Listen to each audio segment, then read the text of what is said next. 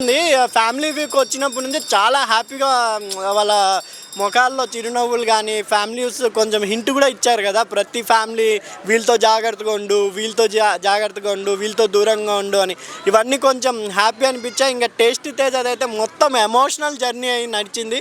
ఇంకా ఆ ఎమోషనల్ జర్నీలో మన టేస్టీ తేజ టాప్లోకి వచ్చాడు. దీని దెబ్బకి అవినాష్నే పడేసినాడు ఆయన. నిన్న మొన్న చూస్తే నబీల్ వల్ల అవినాష్ గట్టెక్కాడు కానీ ప్రేక్షకుల వల్ల గట్టెక్కలేకపోయాడు. ఇంకా నామినేషన్లో చూస్తే ఈరోజు సరికొత్తగా సీజన్ 1 నుంచి సీజన్ 8 వరకు మనం ఎప్పటి వరకు చూడలే. ఎక్స్ హౌస్మెంట్స్ వచ్చి ఖాళీ ఎంజాయ్ చేసి పార్టీ చేసి వెళ్ళేవారు. కానీ ఈసారి కొత్తగా బిగ్ బాస్ వాళ్ళనే నామినేషన్ చేసినట్టు అవకాశం ఇచ్చాడు. వాళ్ళైతే చెలరేగిపోతున్నారు. సోనియా అయితే అసలు ఎక్స్పెక్ట్ చేయలే, అంత గట్టిగా మాట్లాడి చేస్తుంది. అది కాకుండా నిఖిల్ని నామినేట్ చేయడం ఇంకా ఎవరు ఎక్స్పెక్ట్ చేయాలి. నేనైతే అస్సలు ఎక్స్పెక్ట్ చేయలే నిఖిల్ని నామినేట్ చేయడం. కొంచెం టక్కవర్గా బిగ్ బాస్ ట్విస్ట్ అయితే అదిరింది భయ్య. ఈ టాప్ 5లో టాప్ 5లో 100% టాప్ 4 అయితే కంపల్సరీ నేను చెప్పిన వాళ్ళు ఉంటారు అనుకుంటున్నా.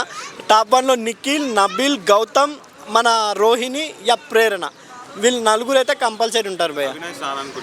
అవినాష్ మేబీ అవినాష్ కొంచెం ఎక్కడో ఛాన్సెస్ లేకపోవచ్చు. మేబీ ప్రేరణలో, రోహిణిలో వీళ్ళిద్దరు లేడీస్లో ఎవరో ఒకరు వస్తారు టాప్ 5లో.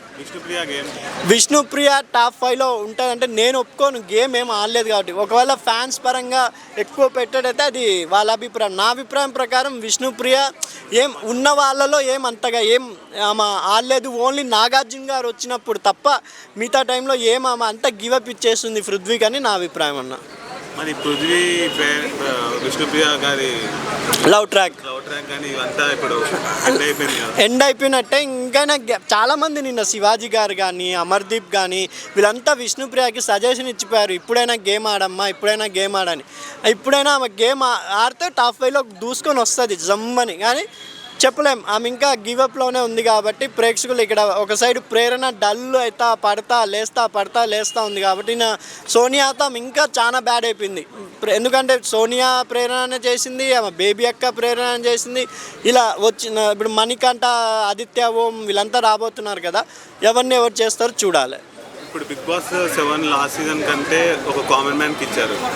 ఈసారి కూడా ఒక కామన్ మ్యాన్ తీసుకొని వెళ్ళొచ్చు కంపల్సరీ. నబీల్ కామన్ మ్యానే కదా, అంటే యూట్యూబర్ అయినా సెలబ్రిటీ కాదు కాబట్టి కామన్ మ్యానే కాబట్టి కంపల్సరీ నబీల్, నిఖిల్ మొదలు టకఫర్ ఉంటుందని నా అభిప్రాయం. అంటే serial batch versus common batch అని చెప్పుకోవచ్చు అన్న. ఈసారి చూస్తే కన్నడ వాళ్ళు ఎక్కువ ఉన్నారు.